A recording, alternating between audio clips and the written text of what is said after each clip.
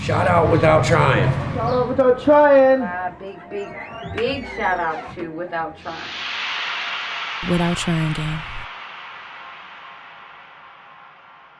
Hi, my name is David Miller, age 46 years old. I'm currently homeless in Accokeek, Maryland. I was born and raised over here about 10 minutes up the street in Brandywine, Maryland. It's been a long road. I just don't give up. I got plenty of faith. Between a short military career in the United States Marine Corps, I've had my own business. Had a lot of loss, a lot of gain. All I can really say is keep the faith up, keep the faith in the good Lord, because He is there watching all of us. We're all here together. But like really, it's like there's things in this world that people can't even really understand or see, and that our government is hiding from us.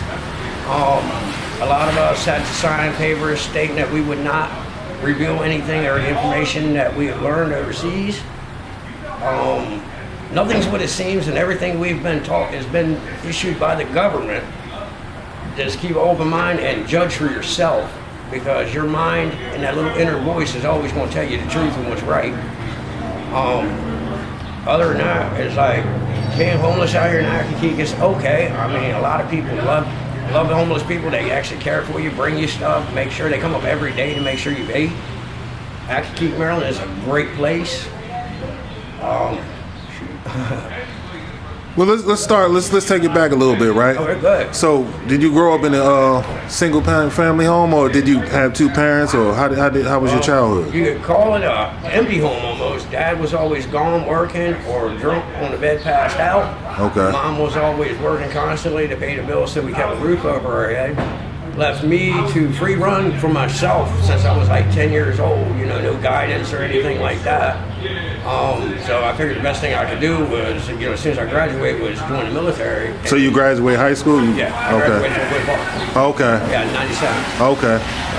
And back then it was all right. I mean, I ain't seen the school now lately. But, Right. But yeah, just a local in the area.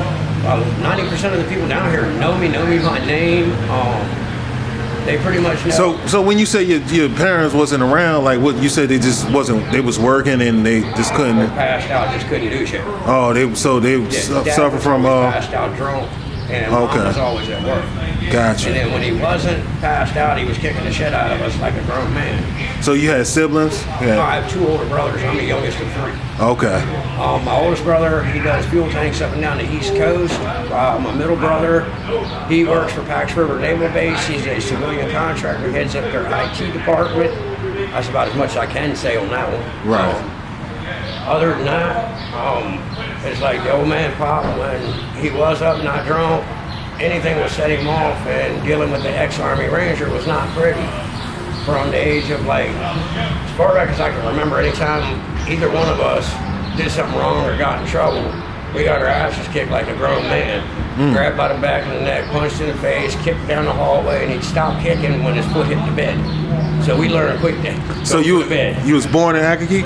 I was born in Brandywine. Brandon. Oh, okay, got you. All right. Right on Accokeek Road. That's right. Crazy. Born on Accokeek Road and now I live in Accokeek. Right.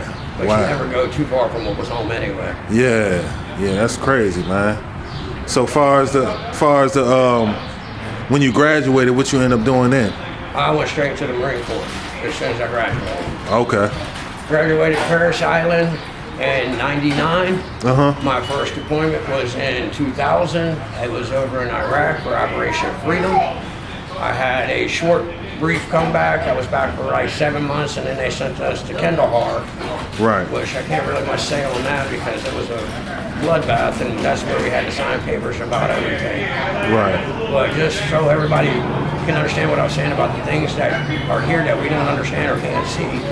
A lot of the videos you see on YouTube, like Kandahar, Giant, and all that, that is true. I was actually on the crew that was the third one sent out to find the missing troops. Okay. And all we found was their gear and bones. This thing was literally about 15 foot tall, long red hair, looked like kind of like an old Roman soldier, but it had 2 rows of teeth. It was a huge human being. I mean, it was huge. It come out the cave and just attacked our platoon. Had one of us hanging, had the one guy, our sergeant, hanging from the spear, and it took 3 minutes of 50 cal fire to put it down. Half his face was blown off before it hit down. When we loaded it onto the pallet was 20 by 20. And when this thing was laying on the side, its shoulder was right here to me. That's how big it was. And it was laying on the side with a 4-inch pallet on it. This thing was huge. And it's like the things that they don't tell us about and that are really there. I guess, I don't know. People say they're trying to protect us, but I say they're trying to control us. Right. Because information is power. If we have more information against them, we don't need them. Right. That's like if all of us, the human race, there's different ethical backgrounds, different ethical groups, but we're all humans. There's only one race, human race. It don't matter your skin color, your tone, your eye color, right. how much beard you have or bald spots, right. you know what I mean? We're all humans. And the government really literally pulls I call it the whoop-de-doop. They tell you one thing, have you focused on it like COVID, while they're doing other things over here. It's like Desert Storm and Operation Freedom. That was liberation of the oil over there because China was going to buy it. We were going to have to buy it from China. So we went in and took it. Right. And that way we have more control over it. Right. The United States government is one of the crookedest things there is. It's, how shall I put it? It was like, the best way it was explained to me is it's basically for the rich, but on us, the middle and lower class. Right. Yeah, we have to pay for and fund everything while they sit back and enjoy their lives. But just keep in mind that nothing they tell you is true. They're telling you nothing. That's like COVID. COVID really wasn't even a disease. It was a man-made disease. You can look it up. You can only patent something that's man-made, and the COVID virus is patented by Bill Gates. So it was developed as a biological weapon to use against the people. It escaped over in China. Population control. Yeah, because you figure we're growing a city the size of New York every year. Right. And before long, the planet's not going to be able to sustain us. We're either going to go out in a ball of flames or in a whimper of everybody starving. Right. And that's why another reason why they're letting all the immigration in here with the Mexicans and everybody from down south coming in is because they're giving them jobs and everything else, but it's also going to do the one thing, it's going to lower the pay standards.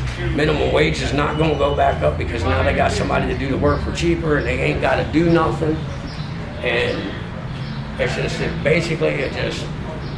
they're trying to control everything so they can stay where they're at and not have to have work. Right. It's like, I shouldn't even say it, but Blackwater, what is the other one? The Illuminati is real, believe it or not. There actually is a group. I was actually abducted into the Freemason Society a year ago. Believe it or not, there's a homeless Freemason standing right in front of me. Oh, wow. Okay. We have meetings once every 3 months in D.C. A lot of us, we do it on Zoom if we can't get there. But it's like, it's all types of different groups that are actually running the country, and if it's not in their benefit, it's just not happening, period. And it's like, I'm a homeless veteran living behind Wise and Akakik in a tent. I can't get no benefits, I can't get no help. Let me ask you a question, right? So when you got out of the military, what happened after you got out of the military? I started Miller's Maintenance Company.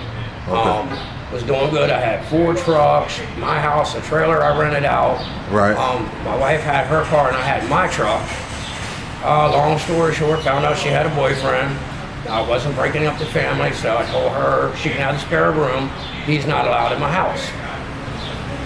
Pretty much 8 years ago on Valentine's Day, she left to go with him, and she never came back. She OD'd and died in the motel down in St. Mary's County.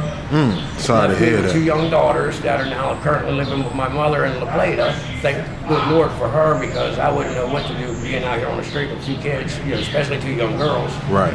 And it's like, it's been nothing but an uphill battle, but granted, I don't give up. I don't retreat. I'm not going to surrender. I've got the best guardian angel there is, the good Lord above. He's been watching out over me, so is the good people in Akaki. Everything's just, it's going okay. It could be a lot better, but it could be a lot worse too. Right. And no matter what situation you're in, there's always somebody out there that is worse. Right. And in a way badder situation. And it's just, I tell everybody, just hold on, keep the faith, and be patient. Because no matter how many times we try to do something, if it don't work, it's just not time for it to work. Right. Because at that exact second when he decides it's his time and his timing is perfect, it's going to go through with no hitch. So it's just have faith, Jesus is there, God is there, they love us, they watch over us. As you see, I wear my rosary and I wear the band of Christ. I walk the life. My faith is so strong, I'll close both eyes and walk across 210 because I know he's going to get me to the other side. Right. I mean, regardless, I've slept out here in the wintertime under a piece of carpet in the woods until the lady in Subway bought me a tent. And it's, like I said, it's been an uphill battle, but I just don't give up. Right. So how long you been homeless for? Almost 2 years now. 2 years? And then you just been in this area? Yeah, it's pretty much what I know, plus everybody that I know down here. Right. It's like, I have a lot of people watching over me, looking out for me, making sure everything's good. Right. I even got trying to remember the gentleman's name. I know him, but his brother is Joe Hayden, the football player. Okay. His brother comes up here, brings me food from the marina down there, MGM and all that. Yeah. Great people. I love him to death. He's like family to me. I mean, what am I kidding? Like 90% of Ackeek's like family to me because I care for everybody down here and they've shown the love to me to make sure I'm stay alive. Right. That's what's up, man. But the 21st of last month, I walked up to the 7-Eleven at 2:30 in the morning because I usually help out sweep the parking lot, empty the trash cans, so they would give me coffee and food off the grill that they're going to throw away. Okay. On the way back here, after my epiphany, coming to Christ and all that, I'm putting a cigarette here so I can show you. But on the way back, I got stabbed 3 times here, in here, inside of my navel, and then down here. Total of, it was 17 staples. They severed my lower intestines. I laid there going into toxic shock for 2 hours. The ambulance didn't take me to the hospital. Nobody knows how I got to the hospital. The people running the front desk at the hospital, and even the fire department, does not know how I got to the hospital. Somebody took me and dumped me off. I went to surgery, was in surgery for 8 hours, lost 3 feet of my lower intestines. When I came out of surgery and they put me into, I forget what it's called, the room, it's an anesthesia room where you're coming down from being medicated. Right. As soon as I woke up and I could stand up, I pulled my own IVs out and walked back here. Wow. That's what I said. So what took place? Like you just was walking, just some random stuff, or? There was 3 dudes sitting on the guardrail on the back road there by 7-Eleven in Manatee. Yeah. As I was walking, I could hear them yelling, hooping, hollering, partying, having a good time. So I didn't think nothing of it, so I kept walking. One of the guys got up off the guardrail, and his exact words was, "What do you got?" And I was like, "Huh?" He said, "What do you got?" I said, "Nothing, I'm homeless." Right. You want some chicken wings? I mean, shit. Right. He said, "Empty your pockets," and pardon my language, I told him, "F you." And before I could turn around, he stabbed me 3 times. Just let me land in the road. And you seen these guys before, or is this? I've never seen them down here before. Oh, okay. But I think were they homeless too, or you don't know? Oh, I don't know. But once they hit me, I went in the shock and hit the ground. Right. That's crazy. The good Lord made sure I stayed alive. Right. He gave me the willpower and everything else to survive. Not gonna give up. It won't be long before I'm finally gonna be off the street because I've been saving up to get a truck to start my own business out again because I already have the map of how I did it before. Now I have another map of what not to do to keep it. Right. So. You figuring it out? Oh yeah. Yeah. Because when I found out COD died, because he actually came to me and told me, and it took everybody there to pull me off him. I was gonna beat him to death. What year was this, you said? I was 8 years ago. Dang. Yeah, I was gonna beat him to death with my hands. So how your kids doing? Oh, they're doing great. They're in La Plata, my mom. Okay, you did say that. All right, got you. Yeah. They were spoiled by grandma and granddad. Right. I mean, well, grandma and step granddad. But at least they got a roof over their head and they, you know what I'm saying, they ain't out, Yeah, that was the hardest thing that I've had to do in my life because my 2 daughters were my world. And to let my parents, well, my mother and my stepfather take them and them not be with me and not be the father raising them and doing what I'm supposed to do, that hurt the most. It was like giving my children away. Right. But it's not about what I want. It's about what's best for them. Yeah, no, that makes sense. Yeah, that definitely makes sense. Because I couldn't see them. Ain't no way. Nah, yeah, you couldn't have them going through this. No. Yeah. But I got to go through every day. I don't think the average grown man could go through it. Right, yeah, now you got to be strong, man, to go through what you're going through, man. Oh, trust me. Yeah. It's like I've picked up so much tips and stuff, living out on the streets and trying to survive. It's like dumpster diving at night, getting food that the grocery stores throw away. A lot of grocery stores throw away food that the expiration date's tomorrow, and it's still good and it's still cold. There's nothing wrong with it. Fix it, need it. Right.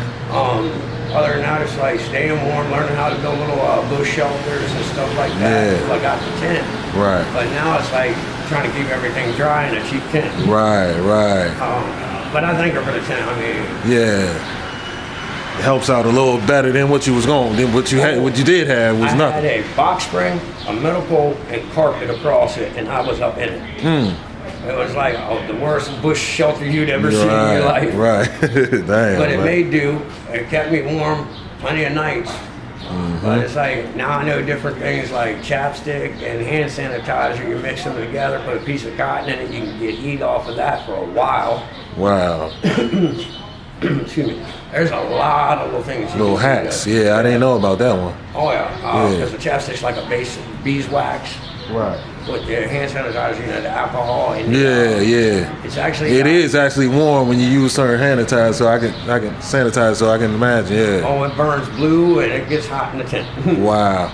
Yeah, that's crazy.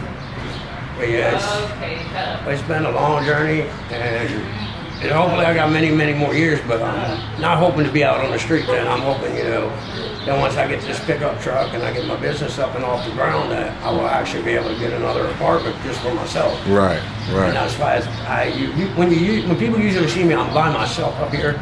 Right. Because I usually don't vlog or hang out with anybody, because the only people that are ever happy for you when you're succeeding is yourself. Because everybody else, when they're not in a good place, they're wishing for your demise anyway, so they have something to laugh at or look at and say, well, it could be worse, I could be David, you know? Right. It's like I have the people come up here and they bring their kids up here. I've been spit on, cussed at, kicked, called a dirty bum, told get a job.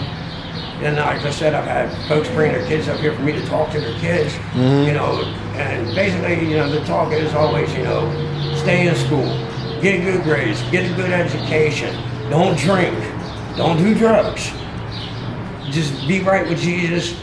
It's like when you get in the shower, you don't wash off before you get in the shower, you just go get in the shower. So you don't have to change anything in your life. You just bring Jesus into your life and everything changes for the positive. I mean, I literally went away 3 years ago, went to Foundations Rehab, and then I went up to Wells House, which is like a sober living program in Hagerstown, Maryland. Okay.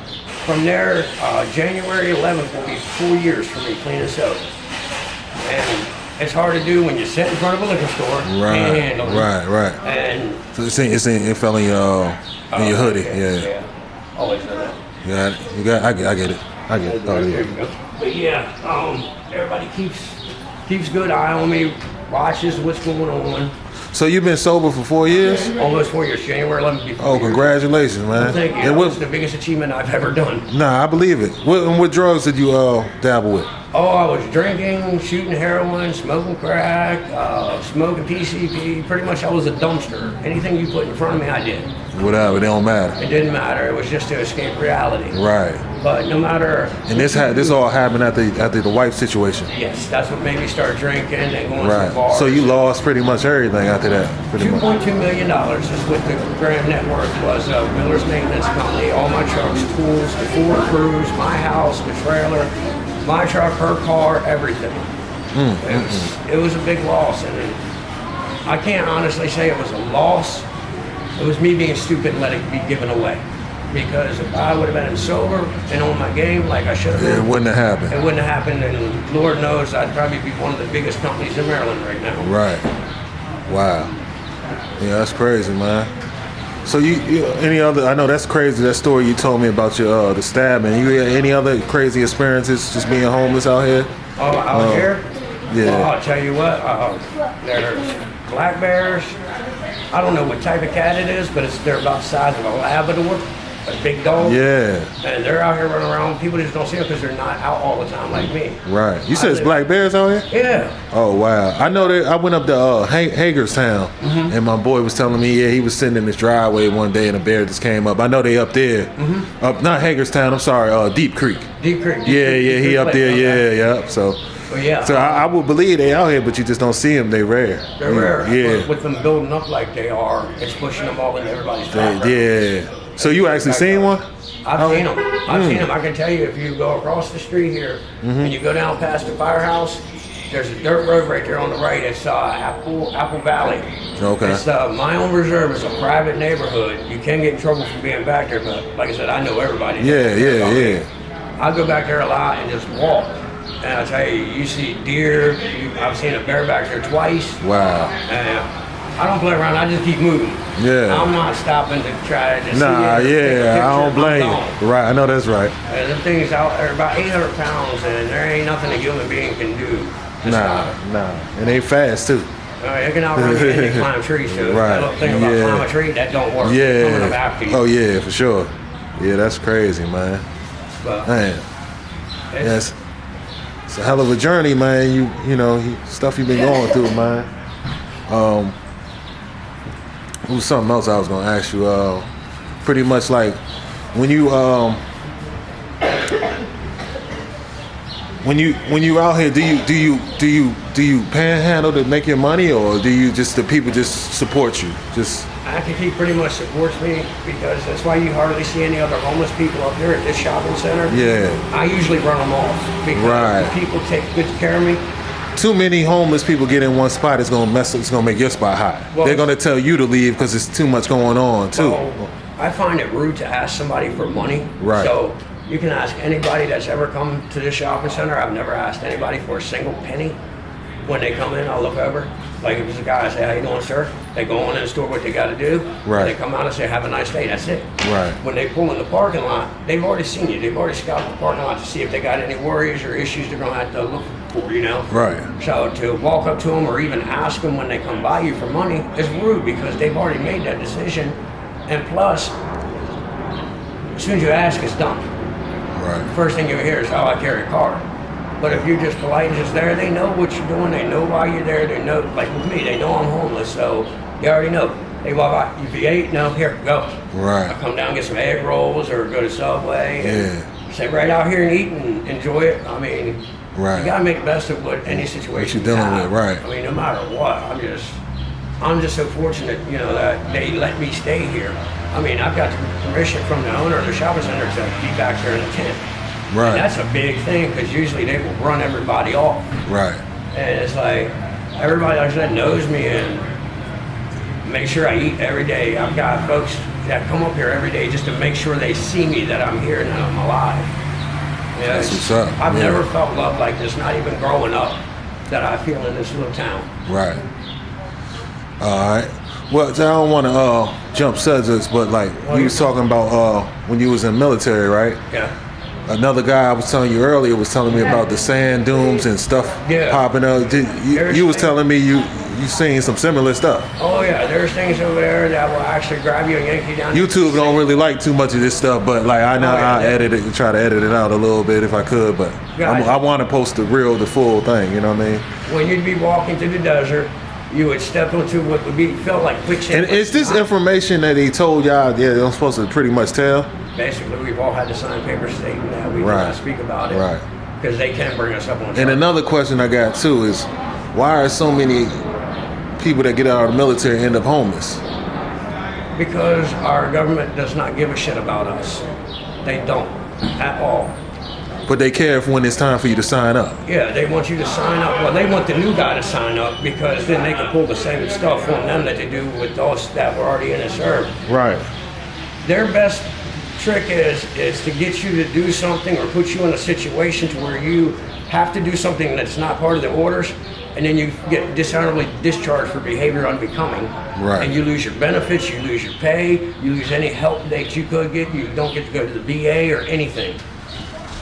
So that's the way they keep money in their pocket instead of worrying about paying us. Because like with me, with my clearance and my rank, Right. I would have been making dang near $5,000 a week if I'd have kept with it. Wow. I wouldn't have had no worries. I wouldn't even have had to open up Miller's Maintenance. I could have Right. just sat on my butt and done Right. nothing and went fishing all day. Right. But the government is about themselves, and people will slowly learn that. Because if they open their eyes, they'll say, I mean, why are we risking nuclear war with Russia helping Ukraine when Putin's already said if it doesn't stop, he's going nuclear. Right. Which honestly, I can't blame the man at all. Putin's a damn good guy. He grew up. Putin was born and raised in Leningrad, which was war torn. When he was a kid, that place was destroyed, and he grew up in that. Now he's got an enemy on his doorsteps again. Right. And now the U.S. is giving his enemies money, weapons, and help. Yeah. I mean, I can't blame him. I mean, just because it's an enemy of the government does not mean it's an enemy of me. I love everybody. We're all here for a simple, same reason. Right. We're here to learn before we leave this place, before we leave Earth. It's like the Bible, basic instructions before leaving Earth. It's not... every day is a life lesson. Yes, every day. You pick up something from everything, and the best thing to do is find that silver lining. Something might happen that you don't like, or you might break your foot or something. But you know what? Later that day, you could have been walking and got ran over by a car, but now you got a broke foot, so you weren't there at that time to get ran over, so that broke foot saved your life. Right. That's God telling you slow down. Right.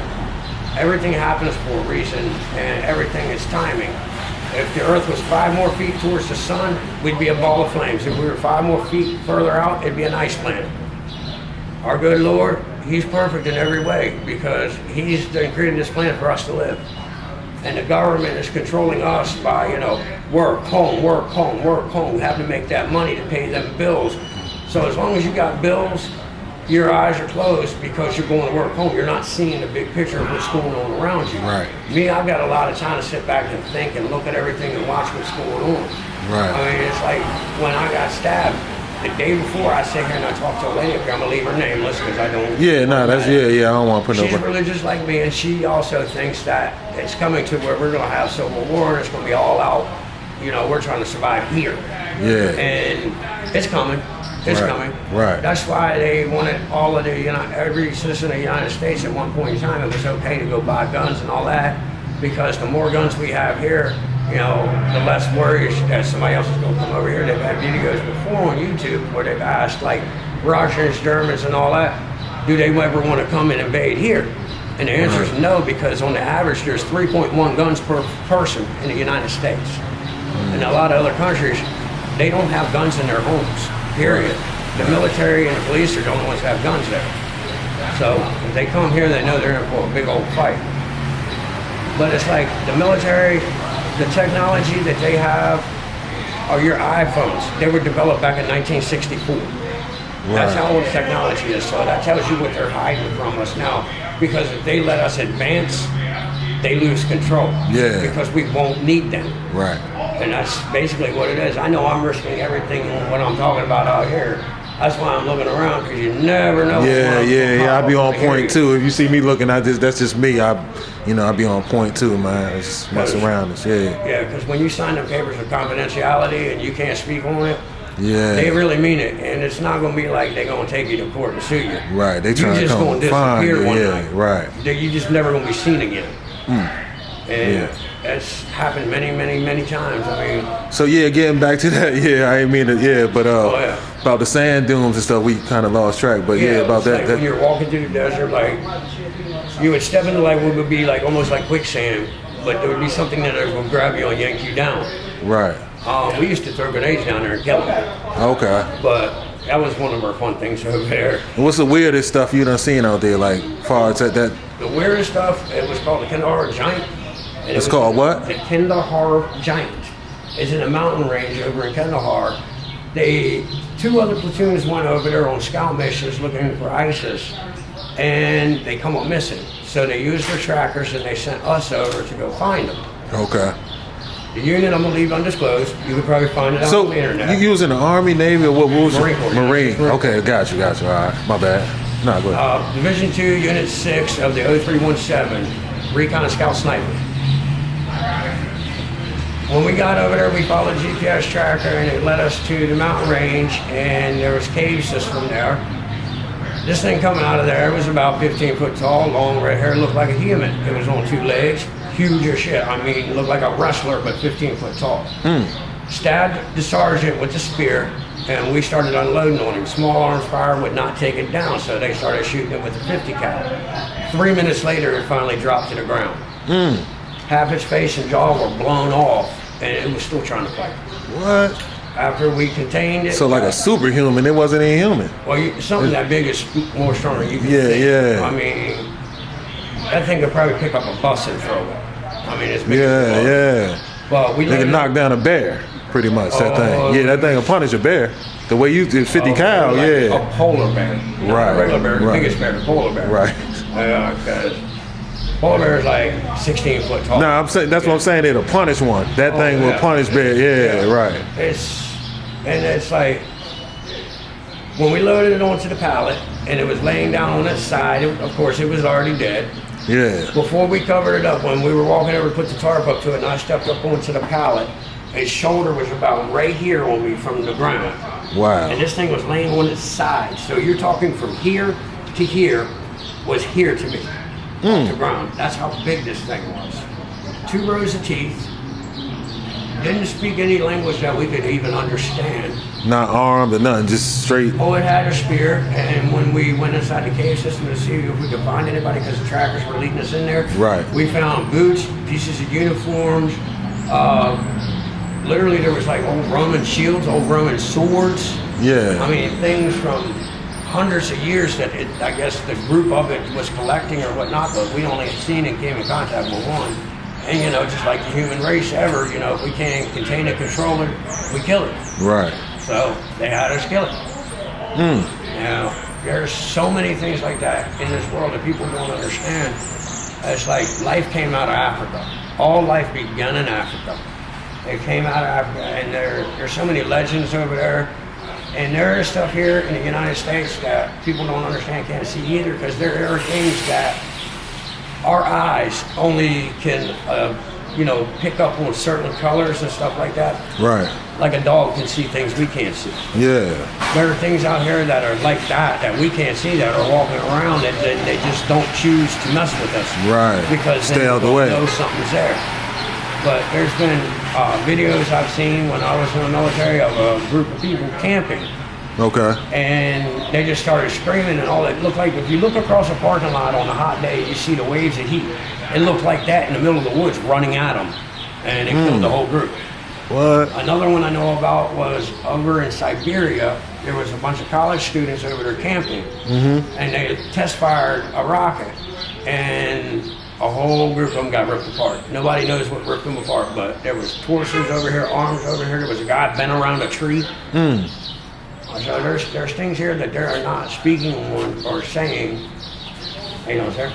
And the government just will not tell you, because if you have that knowledge over them, you have that power over them. Because if we people, feel like they're misleading us or not telling us everything, what use do we have for them? Right. Exactly. They're just deceiving. Right. And that's the whole thing they do the whole time. It says shuck and jive. They want you looking over here while they're doing something else over here. I mean, there's many things. Okay? Why would they need to have like a sea container that has got armed guards, 3 Humvees in front of it, like 5 behind it? Ain't nothing like a gun or something being transported there. Right. There's something in that sea container that they don't want you to see. Exactly. Matter of fact, I'm not going to say the location. Nah, you ain't got to say, but you. Mountains of Colorado. Okay. There's a test facility out there that they are doing gene testing where they're splicing different animals together. Things have escaped from there. They have a specific group that go hunt these things and kill them. Because there's no way you're going to bring it back alive, because it's going to fight you till it dies anyway. Right. It's the way they made them. They made it, to kill. Yeah. It's just things to kill. They were doing that to drop them in certain areas and use them as a weapon. And that's sick. It's sick because there's things that are like, most of them are crossed with a human, so it's bipedal. It's on 2 legs. So it can maneuver around, be one, like ultimate all-terrain, can go in all-terrain. Okay. And it's like, okay, go into Shenandoah Valley and to Virginia through West Virginia. They have what is, I forget the exact name of them, but there is a group of people up there, I think they call them the blue people. Okay. Their skin color is actually a bluish color. Wow. And they try to say it's from inbreeding and all that. You ain't getting a blue color. Right. Avatar, real life avatars? Yeah. Well, they're not that dark. I mean, I know, I get it, yeah. It's been a crazy day out here. There's all been all types of stuff going on. Yeah, man, it'd be pretty busy. But I mean, there's so many things that the good people don't see and don't know. Right. That I really wish, you know, I had pictures or videos to show them. But being homeless, I don't have nothing no more. Everything of mine's been broke, stolen, soaked, and wet, or ruined by the kids around here and the other homeless people because they get mad because I run them off from up here. Because my main rule for this shopping center is you don't ask nobody for nothing. If they're going to give you something, they'll give it to you. Exactly. If you ask, it's rude. It's really rude. And I yelled at one guy, chased him out of here. I mean, I walk around and I carry this 11-inch, and then I got this one that stays on my side constantly. I mean, why would a man that lives in the woods have to keep 2 knives on him at all times? Right. It ain't for humans. Yeah, that's crazy. But, yeah, I mean, you gotta protect yourself though. And the thing is PG County, they know me, they know who I am, they grant my background. Right. And when I tell them what's going on, they leave me alone. Right. If one pulled up right now, I guarantee I could walk out there and hand him the knife and be like, how sharp do you think that is? Tell me which stick. Right. And they wouldn't even say, oh, it's illegal, why do you have it? Yeah, they know what's up. Right, yeah. You ain't bothering nobody. Like how my man came up to you and asked you for that picture, and you gave him the picture, and you didn't even know he was gonna give you money. He just, I don't worry about that, because that's some real shit. That's real.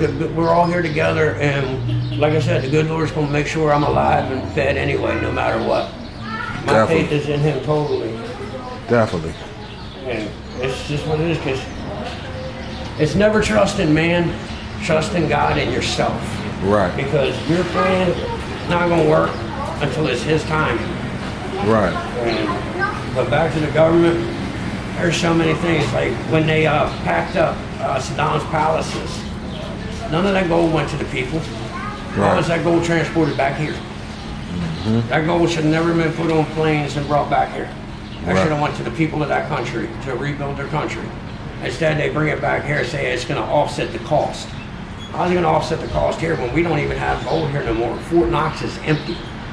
All them vaults are empty at Fort Knox. There's no gold there no more. It is all overseas. How do you think they did Dubai? Where do you think all that money come from? From the oil and everything that the United States borrows from China, the sheiks. It's like, okay, the US dollar used to be backed by gold. Now it's not gold no more. Why do you think they try to get everybody with a social security number now? Because they want to know how long you're going to be working, how much money they're going to get out of you. So they already know, so they can plan, so they can go borrow another 100 billion from China or something like that and put us even more in debt. It's like they came out with an average. It's like our kids are going to owe China like $5,000 a piece before they're even born from the United States borrowing money. In the hole. We in the hole. We're in the hole. Yeah. They say this is the richest country in the world. No, we have the richest government. Right. We're on the mediocre part of the countries because there's a lot of other countries that are a lot better off than we are because the government actually cares for the people and takes care of the people. Like I said, it's talking about Dubai. Go over there and spit on the sidewalk, see what happens. Oh, man. You're done. You can't even get caught with a nick bag out there.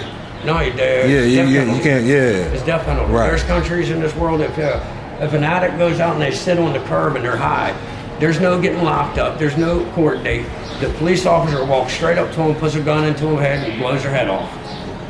Oh, wow. There's 11 countries in the world that do that. Right. But they say with like that, it was, I think it was Portugal, where it went from like 80% of the people of Portugal using drugs and living on the street and stuff. Yeah. So they legalized everything, and then the government also would take an addict when they went to rehab or whatever and take them to like a gas station or somewhere, anywhere they needed to work, and say, we'll pay half of this man's salary if you give him a job. They would get them into the door, get them working, and then next thing you know, they didn't have to worry about them no more. Wow. There's different ways to go about it. It's all mindset. Right. Because when I was in Hagerstown at the Wells House, I was supposed to be there for 4 months. I ended up staying there for 22 months total. I did my 4 months in the program, and then he had it's like a probationary job that you can only have for 18 months because the next guy coming up behind you gets it. Right. It was called the DCP job, direct care provider. You live in one of their houses in the program and show the other guys that are going through the program how to get through it without relapsing or, going back out on the street. Right. But the only thing about that is where they pick you up from is where they drop you off when they're done. And where I messed up is I went to work for them while I was up there instead of going to like Amazon or anything like that and saving money.